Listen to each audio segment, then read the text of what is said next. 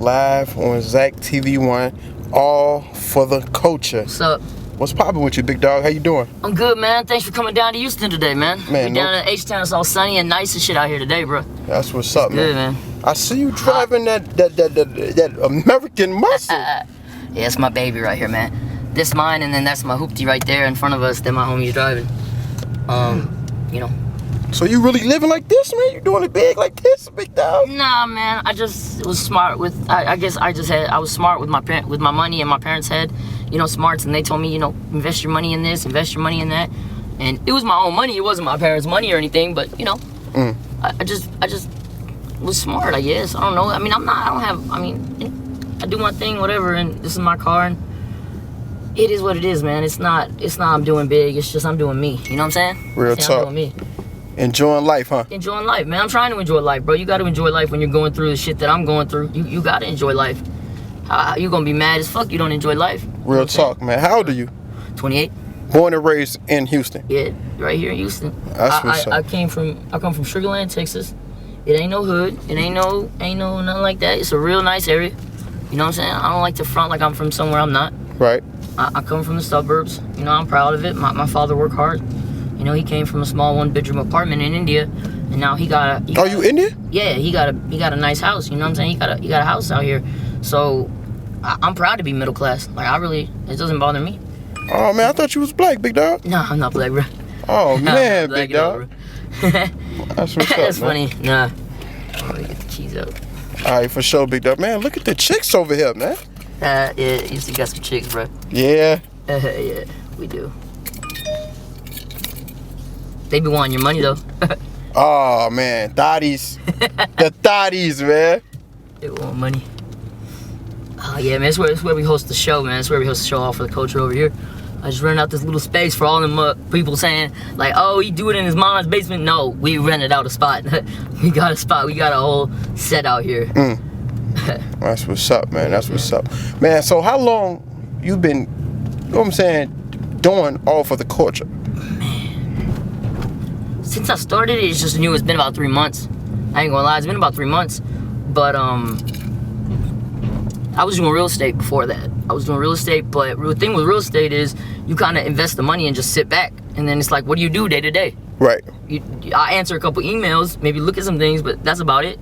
So I was like, man, I need something for me. I need something for me to do day to day, and so that's what we came up with. I was like, man, what do I love is hip hop. What do I listen to is hip hop. What do I know is hip hop. So I just hip hop. So for the culture, you know what I'm saying? All right. We're gonna finish this inside now. We're gonna go inside. I'm gonna show you all the studio, and we're gonna go inside. All right, bet. For the culture, we're gonna show you the office real quick, the studio set real quick. Go in and have a little interview and talk to Zach over here. That's what's up, man. Who your homie you got with you? This is my homie Money. He raps on the intro. For all y'all asking, who raps on the intro? That's him right there. Man, what's good, man? Chillin', my boy. Chillin'. Let's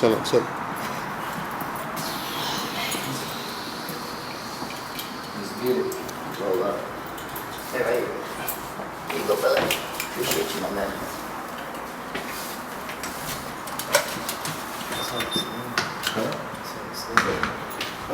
Can we get it back? Huh? Oh. Man, I really appreciate you, man. You got Zach TV down here in H-Town, Houston.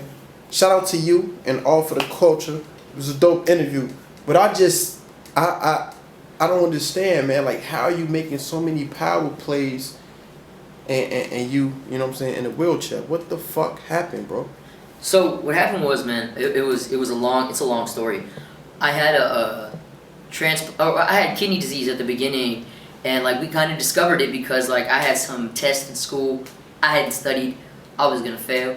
I was like, I faked a stomach ache, and my mom thought like, oh, I might have an appendicitis. She took me to the hospital. They found out I had kidney problems. So I went to the doctor, and he told me to my face, like, and he told my mom to her face, your son's never gonna need a transplant in life, right? Now, mind you, 3 years later, my kidney shuts down completely. I'm almost dead. The toxins in my blood are so high at the time that they wouldn't let me sleep, because if I slept, I would have gone into a coma and then died, right? So they're sitting there like, and my mom and my dad are on my hospital bed, and they're waking me up every time I'm falling asleep. But mind you, I'm almost like I'm on morphine or some shit. Like, that's what they're trying to do. And they kept waking me up, and I remember I swung my hand up in the air, like, just like, leave me alone. And I accidentally hit my dad in the face. And we still talk about that to this day. But, I mean, that happened. And then, bro, I had TTP, which is the same disease that killed Jay Dilla, that hip-hop producer. Yeah, it killed him. It's a 90% kill rate if you don't find it early enough. And we found it early. And then, so basically now I'm on dialysis. And I lost my kidney. I'm on dialysis. But I'm cool. My legs still work. Everything's still good as far as the legs go. So I end up having a seizure like months later because nobody told me, like, with your dialysis you should have a blood pressure machine and monitor your blood pressure all the time. So I had a seizure because my blood pressure went up to like 200, and that was the second time that I almost died. And then I was in a coma for 2 days, and then I had a transplant, and it was a year and a half later. My mom gave it to me. And she gave me the transplant, and it was cool. I mean, right after I was fine. Like, my legs were perfect. Nothing was wrong with my leg. Went back out there, had a good time, started partying, started having fun with my friends, started enjoying life all over again. And it was about a year and a half later, and we go in, and the doctor's like, look, your kidney's failing. Like, there's nothing we could do. And at that time is the time when I was old enough to, I guess, understand, like, look, this kidney disease is always going to come back, no matter what. Like, as of right now, right, they have no medicines that can stop this disease from coming back. And nothing can cure it. Nothing. And it's so rare that, I mean, nothing can cure it and nothing can stop it from coming back. And then it's so rare that it's called MPGN type 3, membranoglomerulonephritis type 3. It's so rare that some doctors don't even believe that exists. Like, they think it's type 2. They don't think a type 3 exists, some doctors. Wow. Because it's so rare. So I had my first transplant, and they were able to do it in Houston. I was okay, and then, my kidney died, and I was back in the hospital and everything. And, when your kidney dies the second time, it's not as bad because of a lot of things you're expecting. Your doctor tells you, okay, your kidney's on the path to dying. So the second time, like, it's all right, it's cool. So I go home, enjoy my birthday. It died pretty much on the same day as my birthday. I go home, enjoy my birthday, and then I come back, have surgery. And the doctor then tells me, look, we got to put you back on dialysis. You didn't do well on the dialysis that we put you on. We're going to put you on this dialysis called PD dialysis. And all it is just a different way of modality. So basically it's just a different way of doing the dialysis. So I didn't want to do that because I was in charge of it. Like, I would have to use the machine. I would have to be in charge of it. And it's all night. And so instead of going to the center and letting a nurse or a professional deal with it, so they forced me. No, you got to do this dialysis. We want you to do this dialysis. You were forced? Kind of, like, convinced, forced. I'm young at the time, remember? I'm like 15, 16. Okay. 17. So I don't really have a choice. Like, I mean, I have a choice, but, like... Not like that. They're older than me. I'm going to listen to them, right? I'm not an expert yet. So I'm like, all right, let's do that. So I get convinced, kind of forced into doing it, and I didn't want to. So to do that dialysis, they have to do an MRI to insert the catheter into your stomach. So they gave me this contrast, and I want to be very clear to everybody who has kidney problems. The contrast is called gadolinium. It is a heavy metal, gadolinium. If you have kidney problems of any sort, never, ever, ever, ever have this drug given to you. So they gave it to me to do a contrast for the MRI. And they gave it, and cool, whatever. We left, we went home, whatever. About 6-7 months later, I have this massive burning on the bottom of my feet. I can't walk downstairs. I can't move around. My friend was just basically kidnapped and murdered. What? And I can't go look for her. I can't go walk around and look for her like everybody else was doing and do the search team because my feet are so fucked up at the time. Sorry, Mom, I cursed. It was so messed up, and we talked to the doctor. The doctor's like, I don't know. I have no idea. And I'm like, what do you mean? And so we're searching. I mean, we're hitting every website, everything. I'm calling all my friends whose fathers are doctors. They're coming over at 1, 2, 3 in the morning to see me whenever they can. They're all puzzled. They're like, what the hell? So finally the doctor calls after bugging her for a long time. And she says, go see a dermatologist. What? Why would I see a dermatologist for a foot pain? That makes no sense. I've only been a dermatologist for skin. Well, come to find out it's a skin issue, but I'll get into that. So basically, we go to the doctor, and literally she takes one look at my legs, and says he has nephrogenic systemic fibrosis. When was the last time he had an MRI? My mom said, well, about 6-7 months ago. She goes, well, he has NSF, and it was because of that medicine, gadolinium. Hold on. But you said earlier a doctor told you to take the medicine. Yeah, because the company that made it did not tell them. The company, GE Healthcare, made this drug and then burned the results of the bad testing. You can look it up. It's not anything that I put out there. I'm going to post the link. I'm going to have Zach TV. I'm going to ask him if he'll post the link on the bottom of my video that shows where they say they burned the results. They burned the results. GE burned the results, so they didn't have to put out that information to people. That it was going to mess up people without kidneys. And effectively put me in a wheelchair for life with no hope of getting out. Are you fucking kidding me? So, I had that, right? They gave me that contrast, and oh man, so long ago. Man, the pain went away for a good 2 months. I remember dancing at my mom's engagement. My mom and dad's anniversary, like their 50th anniversary. Like I was dancing, having a good time. I remember doing all this stuff, and then I remember walking through the mall on my 18th birthday in November, and then by December, all hell had broken loose. Pain was out of control. I'm not even kidding, bro. When I say I didn't sleep for 2-3 weeks, I maybe slept an hour those whole 3 weeks because... An hour? Yeah, because I would sit, and when I would sit, my feet would get hurt. All the fluid would go down there, and that would start hurting. Then I would lie down, and all the fluid would go to my knees, and I would start hurting in my knees. So I was never ever comfortable. And mind you, like my mom and me, we don't know nothing about like, you know, they have stockings like high ass socks for people who have swelling to take the swelling away. We didn't know about none of this yet. We had to learn all this. So I'm not able to walk. So then my mom's like, you know, she says, I know this decision, I'm gonna have to eventually regret it, but we have to do it. We have to get you on painkillers. Because I'll tell you, Zach, I couldn't move. I couldn't move. If I moved my arm like this, I would have been screaming in What pain. age were you? 18. I turned 18 and then it hit. Jesus. I turned 18 in November and by December it hit. How was that for you? You a teenager, senior in high school. Yeah, I had to do my senior year twice because I was out of school for a lot, because I did a lot of homeschooling. Because of my sickness, I did a lot of homeschooling.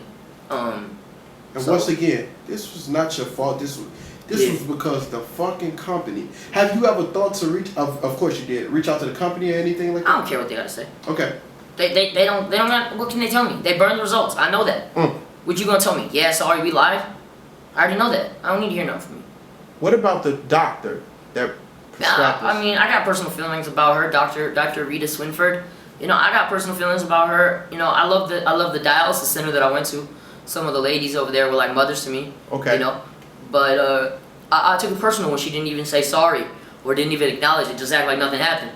And I don't know. Maybe she didn't want guilt because she didn't want someone to come after her legally or whatever. But like, and I'd appreciate something. I'd appreciate it like a sorry or like something to acknowledge you fucked up. You know, I'd appreciate that. But I didn't get none of that from her. Have you reached out to her? Have you ever? I should say. Again, man, I don't really see a point. Okay. I don't really see a point. I don't want to have a relationship with them. I want to have a relationship with the people at the dialysis center, but I don't really want to have a relationship with them. And you know what? It's not even about me. It's about what I've seen her put my mama through my pops through, okay, my grandmother through. I'm not cool with that. You put me through all you want. You know what I'm saying? It's crazy, brother, that we look up to doctors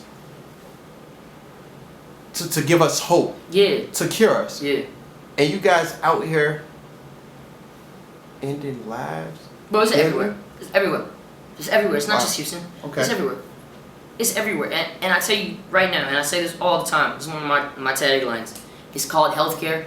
They don't care about your health. They care about your money, and that's it. So don't ever get it twisted.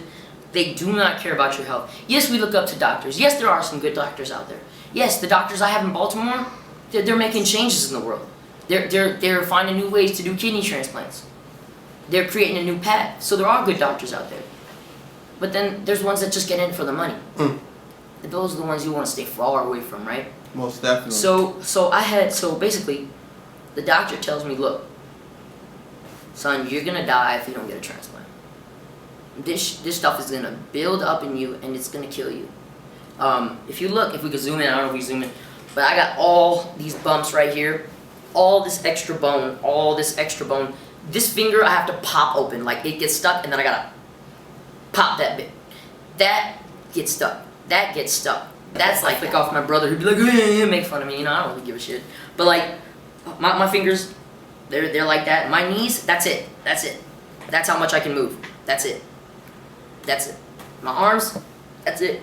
So it built its way up, and it would have gone to my brain, and it would have added extra bone to my brain, and I would have died. So, and I still remember, I asked my father, I said, Dad, what's gonna happen to me, like, if I don't get this transplant? He straight up told me, he said, son, you're gonna die. Like, there's nothing, I can't do anything. We're trying to get you a transplant. So we scoured the world, and we found a transplant, we found a donor, and we come to Houston, and they say, no, we can't do a transplant on you. I'm sorry. Wow. They say, your rejection rate is too high, and you are gonna reject every kidney out there. We were like, wow. So it's either find somewhere that's gonna do a transplant, or I'm dead. So obviously my mom's not gonna let me die. Right. She went out there and hustled, her and my cousin, and they both found me the best doctor in the country, and he said I could do it. Come on. And I went to Baltimore, and I took the trip to Baltimore, and shout out Dr. Robert Montgomery. He's the top surgeon in the world. He put out a kidney through a girl's vagina. What? Yeah, to do a transplant. He's doing that kind of stuff to better, that's why I like him. To save. Yeah, to not to cut people open, to not have to put them through pain, He did like a 16-person kidney swap. So like, if me and you didn't match, right? But Right. you and the cameraman matched, or me and my homie back there matched, right?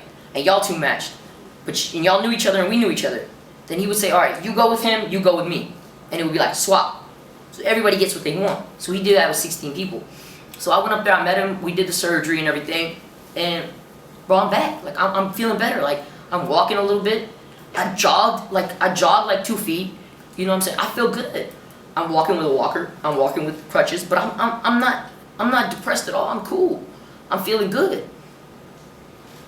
I move out of the crib for 3 months, and I'm living by myself. Cause like on dialysis, when you do, like right now I do dialysis home. Like they have a big ass machine at my house, like the real machine you get at the hospitals. I have that at my house. To do that, you have to live with someone. Okay. So I had to move back in with my parents. I had no choice. But like like I said, I do real estate. I own properties all over here. But basically, man, I did the surgery, and I felt great. I mean, it was awesome. And then I moved out, and I met my parents up for dinner, and we're at Fuddruckers, and I slip, and I fall on the floor, and I break my hip. Now, mind you, it hurt so bad at the time, but like I said, oh, you know what? I skipped out something, man. I forgot to tell everybody. I was on painkillers, right? My mom, when the disease first hit, right? When the disease first hit, I was on painkillers. And she went and we searched every single painkiller. We went from painkiller to painkiller to painkiller to painkiller. And nothing would work. We got to fentanyl. If you ever look up fentanyl, it is 100 times stronger than morphine. And I was on the maximum dose you could be at the most amount of times a day you could be on it. Bro, I could not talk to you like this. I would fall asleep taking a shit, and it would be just stinking in there, and I'd wake up. Fall asleep in the shower. Fall asleep everywhere. Finally, I went to Baltimore to meet this doctor, and she looked at me and she said, you don't need to get that boy off these meds. He's going to die. The painkillers I was on, they give people with cancer who they don't expect to make it, but they just want to be comfortable. That's how bad the pain was. Bro, when I used to walk down the stairs with painkillers, I used to scream. Tears didn't come this. I'm not ashamed to say, tears didn't come out this way. They came out this way. They shot out of me. It was that much pain to come down the stairs, and I had to do that twice a day just to go to dialysis, because I wasn't doing home dialysis at that time. So they didn't offer it to pediatric. So, anyways, I was on these painkillers, and that's why my memory is messed up. That's why people in the Edai interview, oh, you stutter in the Edai interview. Oh, you look scared. Nah, bro. I'm on painkillers. I was on painkillers. I'm not on it anymore. I got off, luckily. I was on it for 8 years. So it did mess up my memory a little bit. I'm not gonna lie. So like, when people say like, oh, you were scared, nah. One, it was cold, and I'm freezing all the time. And two, I'm on painkillers. I have lasting damage to my memory. They used to dissolve in my mouth, in my gums. I have lasting damage to my gums. Wow. Yeah, man, all these medicines have fucked me up more. Damn, I keep cursing. It made my eyes all yellow. Like I had yellow spots and cataracts and for medicines. Are you on a certain type of diet? Gained weight. You know what's crazy, man? I am, yes and no. When you get a transplant, you gotta eat healthy. Because of the fact that they give you anti-suppressant drugs that raise your blood sugar, raise your fat levels, raise your cholesterol, raises all that. So you gotta eat healthy. On dialysis, for me, it's more about just getting something down. Because on dialysis, I throw up like 2 to 3 times a day. On dialysis days, when I have dialysis. I don't feel like this. I do dialysis Sunday, Tuesday, and Thursday. And I'm throwing up daily. So I have to, for that, where I was telling you about, so I had the second transplant and everything. I was feeling good. I broke my hip, and the doctor told me I walked on it for 2 months, and I go to see the doctor for a knee shot, and he's like, "Yo, why is one leg shorter than the other?" He's like, "Did you fall?" I'm like, "Yeah." He's like, "Bro, you have a broken hip." Whoa. He knew right along, bro. He knew right when he saw me. He said, "Why is one how you not?" And then he said, "You gotta understand, you're not normal. You have a high ass pain tolerance. You have a pain tolerance because I was not on painkillers at the moment. You have a high pain tolerance. You got to come in when you fall, whether it hurts or not, because it hurt for that one day, right. And then I walked on it for 2 months, and it didn't hurt. I walked on this broken hip for 2 months. 2 months, 60 plus days. Separated into 2 pieces. What the fuck? It was 2 pieces. The doctor says, "What the hell do you expect us to do for you?" Again, they won't work on me in Houston. No. Why is that? Why? Because I'm just my stuff's too complicated. Why I'm in a wheelchair, there are only thousands of people with it. Now, mind you, in the medical community, stuff like AIDS, hundreds of millions of people. Right. This is thousands. It's very little. It's rare. Most doctors have never even seen it. So they don't want to touch it. They don't want to put themselves in jeopardy. Go back up to Baltimore. Do 4 surgeries in a matter of 3 weeks. 2 hip replacements on both sides. They couldn't replace just one hip because then one hip would work perfectly and one hip would be fucked up from the gadolinium disease, right? So that's the thing. So basically, I did both the hip replacements and then they went into my knees. They were like, "Oh, you don't need knee replacements. Your joints are fine. It's the bone that's grown around it." So he cleaned it out and everything, and that's how I was able to wean myself off painkillers. That's when I bought the Challenger as like a gift to myself. Like, you got through your stuff, you got off the painkillers, you did what mom wanted. She wanted you off of them. I got off, and so because my parents' biggest fear was I was gonna end up like one of these singers out here, Michael Jackson, or one of these guys who takes too much of their painkillers and overdoses it and needs it for real reasons. So that was a big stress on them. So then fast forward, and I have those surgeries. I come back, and things are a lot worse now. That fall that broke my hip, that was probably the second worst thing to ever happen to me, because my legs have never been able to get on the same level. So one bends a little bit more, one straightens a little bit more. One's a little bit longer, the other one's not.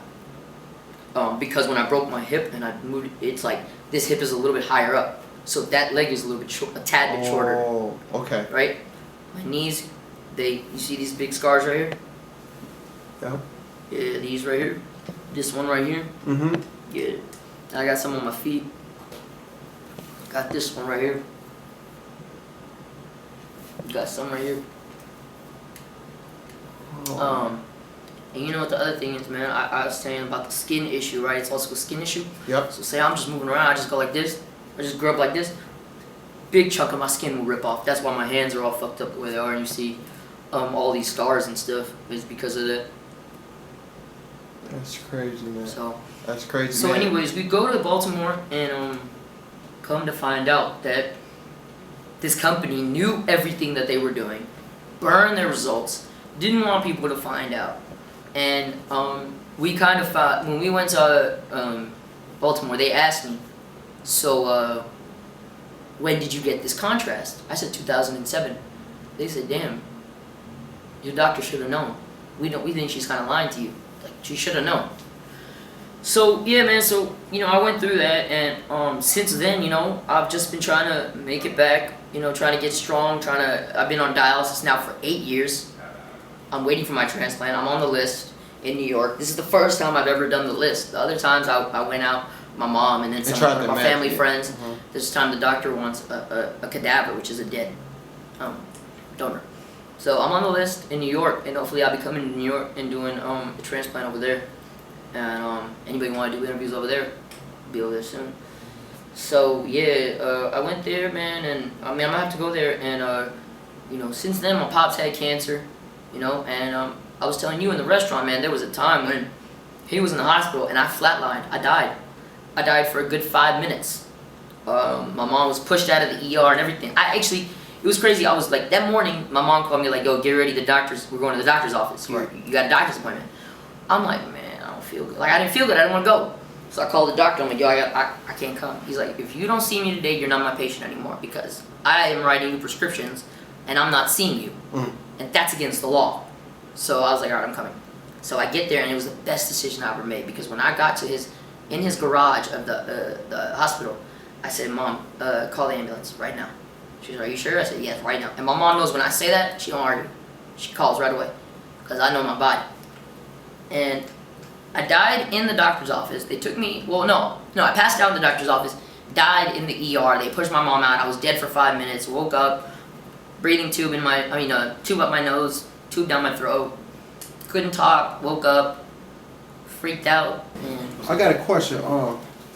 Like you just told me you've been through all that trauma, all that drama in your life. You know what I'm saying? It's a blessing that you're here with us. You know what I'm saying? Yeah, it is. But how the fuck did you start the own for the culture? Like, what's up? How did that? You went through all this. Like, what got you into hip hop? You got your homie right here. Yeah, it's my homie. He's the one rapping on the intros, and everybody asking about the music and stuff. He's gonna be coming out with some music soon. Yeah. So, yeah, man, how I started off with the culture. Well, I first got into real estate, and oh, okay, they represent. Yeah, that's my little brother right here, man. Okay. That's like my little brother. So, man, I started with real estate. I started investing my money in real estate and just trying to do that with my dad. And I like people might think like, oh, his daddy did it for him. Nah, man, I was my own partner. He was his partner, and I just was able to use his friends like connections and stuff. And we invested in some real estate. I bought some little properties here and there. And then that's cool. But with real estate, bro, you getting the renting. But what do you do day to day? Okay. There's not much to do day to day. And you kind of just chilling. And so I was like, man, what do I do? And then I started thinking about like how hip hop saved my life. How hip hop literally was very crucial. And when I would go home from the dialysis center, I would put in my headphones and just jam out to music and just hear what they were going through. And even though it wasn't what I was going through, it was that somebody else is going through something.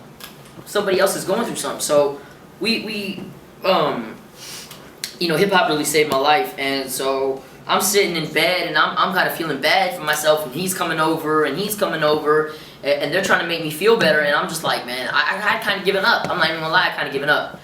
And he came over first. He what? I said he came over first, man. He's a day one. I'm a day two. No, you day one. Don't just yourself like that. You day one. So man, I really started thinking like, I'm gonna be honest, I started seeing your stuff. I started seeing Say Cheese, and I started seeing Vlad, and then I also started seeing a guy who vlogs online called Roman Atwood. He does vlogs. The comedian? Yeah, he does. He does vlogs and pranks. Yeah, pranks. Mm-hmm. I saw him, and I was like, and I just started watching his vlogs and how positive some of his stuff was, and I was like, man, I really want to get into this YouTube stuff, right? Mm-hmm. So I started like, all right, well, I own a condo. I was like, I could use that as the set. It's like, and I was like, and then I just felt like I could do it. Like I could do it. So I was like, I started up, and I started making calls, and I had some connections around Houston with different people that were signed. Like one of my homies that we had on the show on Friday, his name is Iron. He was in Fast and Furious, the last one, not the one that just came out, but the one before that. Okay. He was signed to Flow Rider. He's worked with Drake. And people don't know about him. So I had all these connections, and so I just tapped into him, and hit up my homies and we set it up and we worked it out. And I was like, man, I'm gonna start interviewing the people that are responsible for the art form and the culture that I love and that I feel like saved my life, because it did save my life. That's dope. It did. So okay, hip hop, the culture saved your life. How did you reach over to Chicago and Chirac native Edai? How did that come about? Because you were already down here at H-Town. You know what I'm saying? Like, how did that come about? So, man, I go out. These guys can attest for it. I'm persistent. If you don't answer my phone calls, I'm going to pop up on you. I'm going to ask you, let's do the interview. I'm going to find where you stay. I'm going to pop up on you. Because I feel like if you're persistent and consistent, you're going to make it. Exactly. Right? So, I hit up everybody. When Tay says I hit him up for an interview, yeah, I hit him up for an interview. I hit up Tay, I hit up Buka, I hit up Young Famous, I hit up Herb, I hit up Bibi, I hit up Edai, I hit up Mon Capone, I hit up everybody. Who all responded? Mon Capone responded, we're talking about something. Okay. Bro, honestly, only you and Edai responded, to be honest. Oh, no, Buka and Young Famous responded, but we just couldn't work it out. Okay. We just couldn't work it out. We might still try, but yeah, they responded too. They were the first, and then Edai responded, and then I talked to Edai and I flew him down, and that was that. Okay, was that what's your biggest interviews thus far? That one, yeah, that one. I mean, we've only released the Toe Down and the Edai interview. And the Toe Down interview, he's actually a Houston rapper. Mm-hmm. He was big in Texas, in Houston, in like the 1999-2000.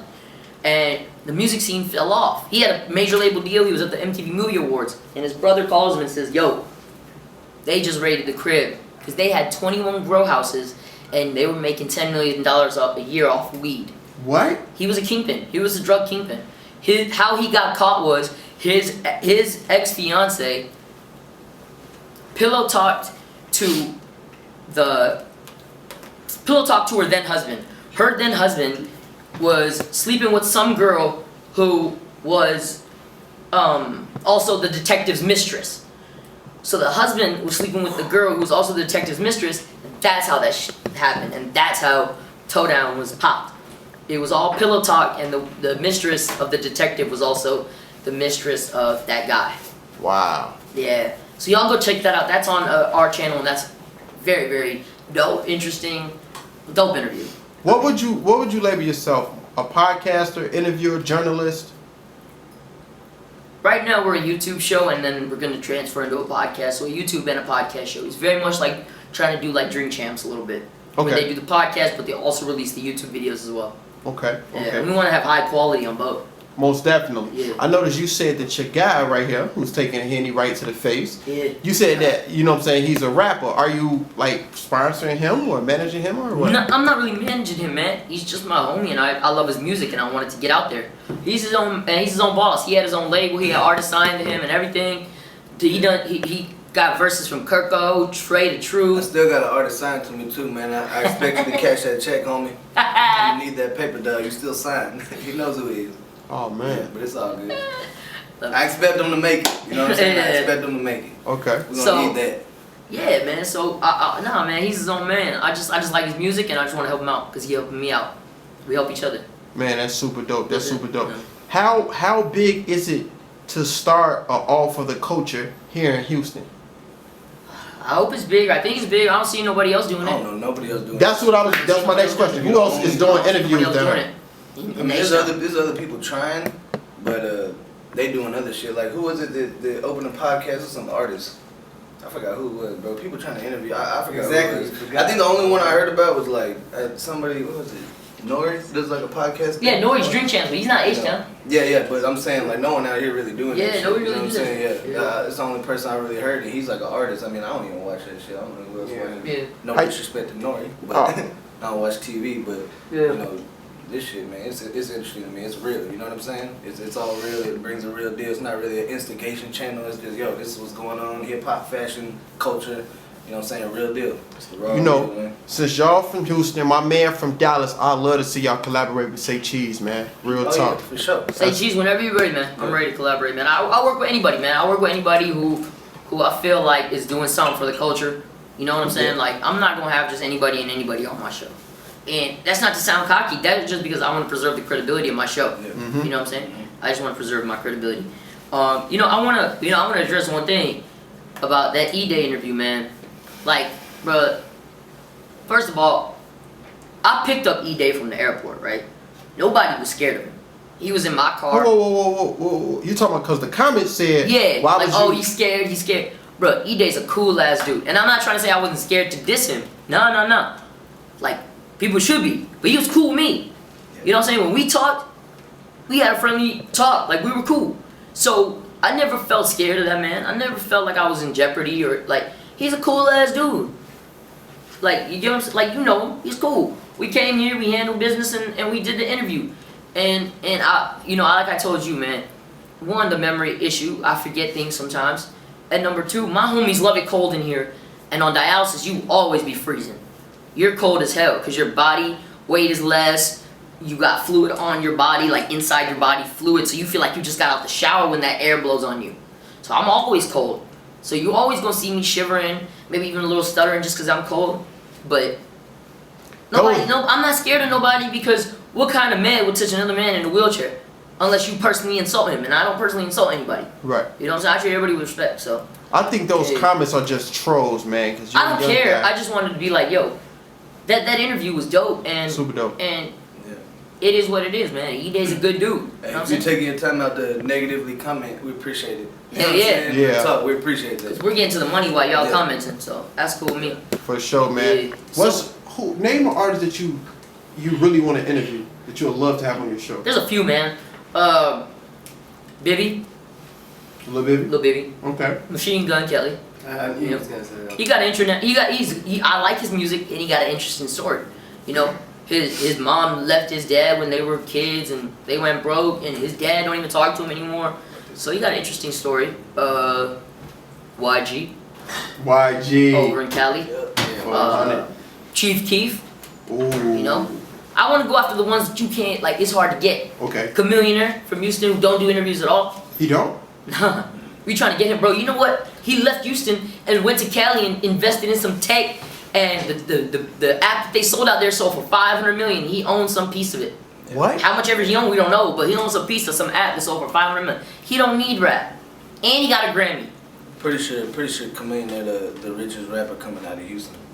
For real? Yeah.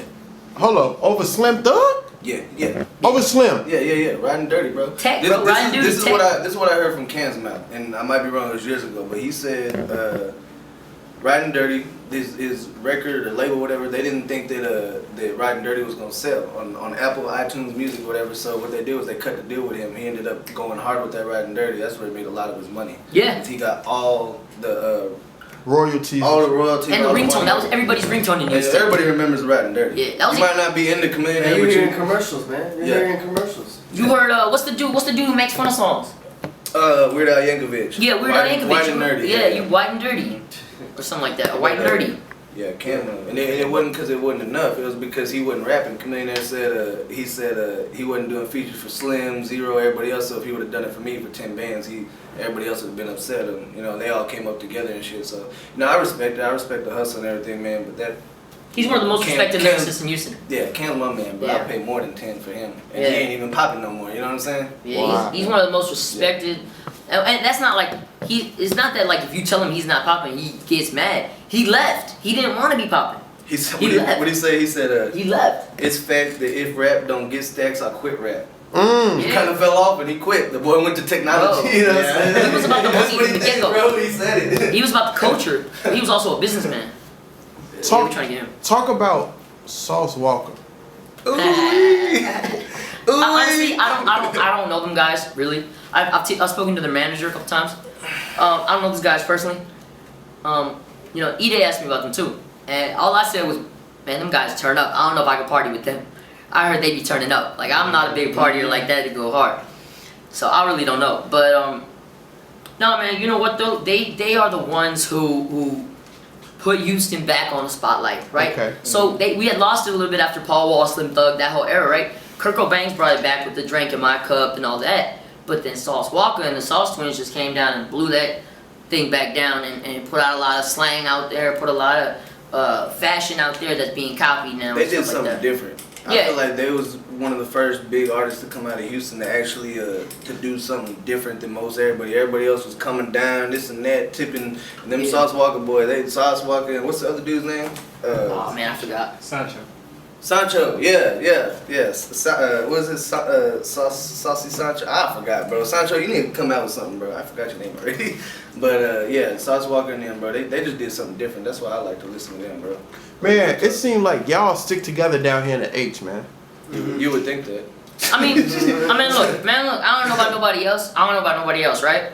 All for the culture, we stick together. Yeah, I don't know about nobody else. Exactly. Yeah. I don't know about nobody else. I want to speak on you right from what you observed, but I mean everybody else. I mean, I don't want to speak on nobody's business, but we stick together, and we gonna try to stick together with everybody in the city too. You know what I'm saying? So like y'all boys say, gang. This game. You feel me? Real talk. This game. Real talk. Hey, we're all for the culture, man. Do you see yourself expanding throughout the country, or you just want to stay Houston based? hell no. I want to make this the next flag, the next Drink Champs, the next premier place in Houston for artists to come to Houston when they come for a show and be like, man, I gotta go all for the culture. I gotta get that interview, right? Yeah. I mean, my goal is to have an office out in Cali too, and my main goal is to get a warehouse, have this in there, have my office, and have a studio for my homies to use and rent out studio time. But yeah, man, I want to take this global. I want to take it global. I want to take it nationally. I want to be the next big thing. I see you got the and I want to let and hats. the world know my story about what happened to me, cause it's so messed up, and that's not like that exact disease is not happening to people, but other stuff like that is happening to people, and they gotta know. And then, like I told you, kidney disease affect African Americans who built this culture more than any other race in the world. So it affects hip hop more than any other genre in the world. Facts. That's a fact. That's a Facts. fact. That's a fact. How could the people prevent kidney failure? Eat right. No Get salt. knowledge. Less salt. Watch your blood pressure. And one thing that I talked about with Zach off camera, whenever you get a medicine from the doctor, you take that home and you do your own research on it. And you find out, because like I told Zach, a doctor might have prescribed, especially when you're dealing with stuff that I'm dealing with for lifelong stuff, doctor might have prescribed you something 6 years ago that he forgot about, and now he's prescribed you this drug that interacts with that drug and he forgot. So when you go home, you check it and it says interacts with whatever, and you're like, oh shoot, I'm taking that. Nah. And then you go tell the doctor, he'll be like, okay, yeah, you're right. The doctor don't always remember. You gotta check. It sucks, but you gotta check. Wow. Wow. So do you recommend them to hit Google? Okay. Google, and only the certified sites like WebMD or there's a bunch of them out there, but like any of those top ones that pop up, just go there and do the research and just look around.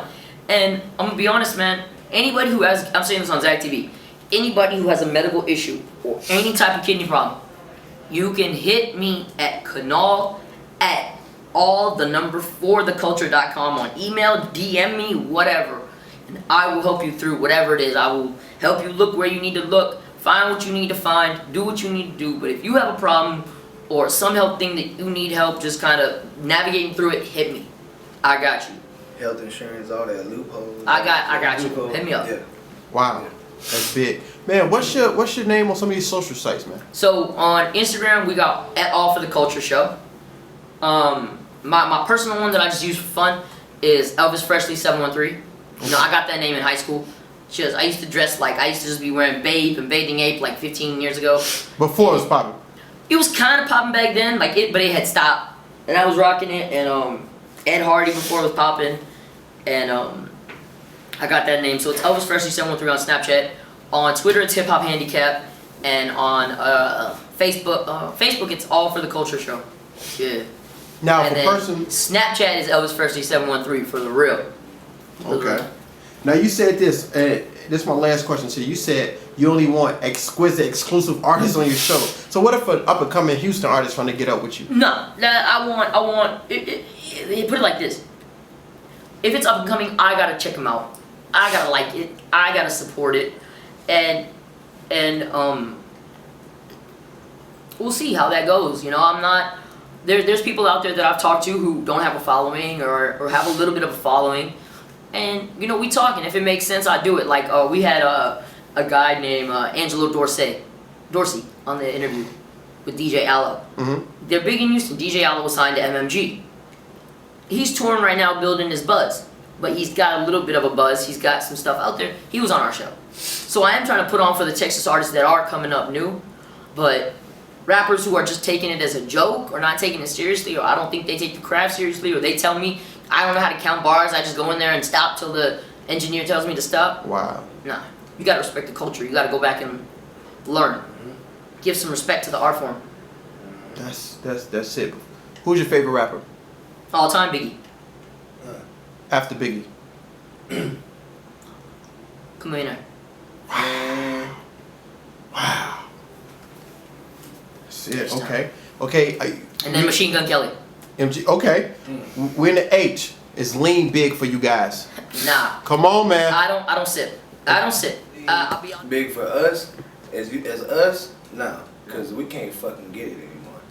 But if you could, Hold up, y'all in the H and y'all can't get it? It's hard to get it now, bro. it's because it's the purple shit. It's all kinds of other shit, bro. It's Yeah. all shit cut shit, bro. We can get you a bottle of Act for $300 right now. It ain't Act though. You know what I'm saying? A Yeah. real bottle of Activist. The last time I heard is like $2,800 down here 20. for a pint, bro. For a pint. Even rappers say Bro, 2 you can't. chains. Bro, you can't even Still find got it. the Act in my style. I ain't gonna lie. I don't know what he said, man. Bro, but you yeah. can't find it. Like it, you. You don't want to drink the bullshit because Yeah. it's gonna fuck you up. Yeah, the Activisa.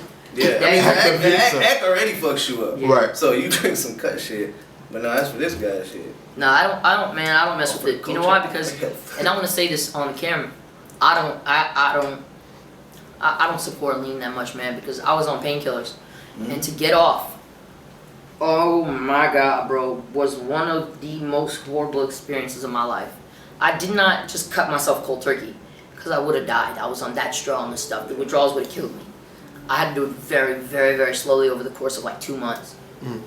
And you still had cravings for years after. Years after you had cravings. Didn't sleep for months.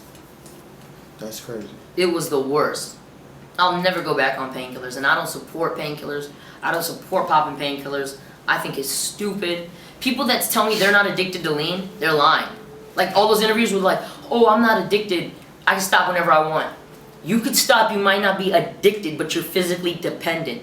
So when you stop, you have no control over your body. Shaking, shivering, the shit's coming out, water shits, pissing yourself. You have no control over that. Don't tell me you do. You don't. You're not gonna outsmart me on that. I know my stuff. You're not. You might not, it might not make you go steal and rob to get it. That might mean what you mean by addicted. But you are physically dependent. Where if you stop it, your body's gonna go through some changes. Wow.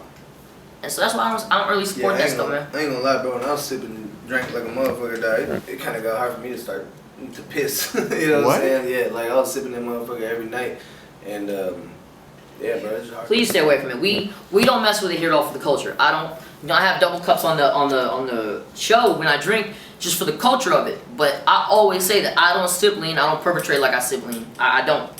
Yeah. I don't sip lean at all. Man, that's what's up, man. But if you got it,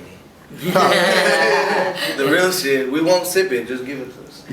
You told us about your horrific story, how you overcame that situation, how you got into real estate, how you bought your challenger as a present, Yeah. how you got into all for the culture, your fashion. I got that school. other whip too. That GMC truck. Oh, for Yeah, real? that's my hoopty. My GMC truck. My Okay. Cadia. Man, please let the people know, no matter what you're going through in life, don't never let anything stop you. Why? Why should you let stuff stop you? Why does it matter? Don't let anything stop you. Bro, come on. Like, unless you're paralyzed from the waist down or the neck down, get out there. Because you still got this. And with the internet, you can make money. That's what, like, when I gave up on life, my mom was like, you could still make money. And lots of it, if you just look online. It just takes you to open your eyes and find something that you do that doesn't feel like work. See, You know what? I wanna let me interrupt you real quick, man. I wanna tell you this. Like, I've gone through a lot of shit. I've had people die, people got sick, blah blah blah. You know, normal people problems. This dude right here, he's doing well. He lives in a nice area, blah blah. I guarantee, no matter what the fuck you going through, if you sit down with this man right here and talk to him for 30 minutes about what he goes through, you be like, I'm alright. You could be broke, living under a bridge, no money whatsoever, and kind of starving, and you better off than this guy. You can do more. You know what I'm saying? Like every time I'm going through some shit, I sit down with him and I could be pissed off about it, and you know, there's always someone out there doing worse than you. You know what I'm saying? You always got hope, and this guy right here, he's an example of that. You know what I'm saying? He's an example of that. Super dope, man. Yeah. Man, Zach TV1, definitely appreciate you guys from the bottom of my heart, man. Yeah. I wish all for the culture nothing but success, man. Thank you, man. Man, please give a big shout out to Zach TV1. Zach TV1, man. Y'all F with his channel. He's 100, he's solid, and we had lunch, we talked big business, and y'all gonna be seeing us doing some stuff together real soon. Sir. That's what's up. H-Town salute. H-Town. H-Town salute, Zach TV, man. You already know. That's what's up, man. And tell them where to subscribe, man. Zach TV, baby. And all for the Zach culture. TV and all for the culture, baby. You already know. Uh-huh. Yeah. That's it, man. Y'all one love, big dog. Already.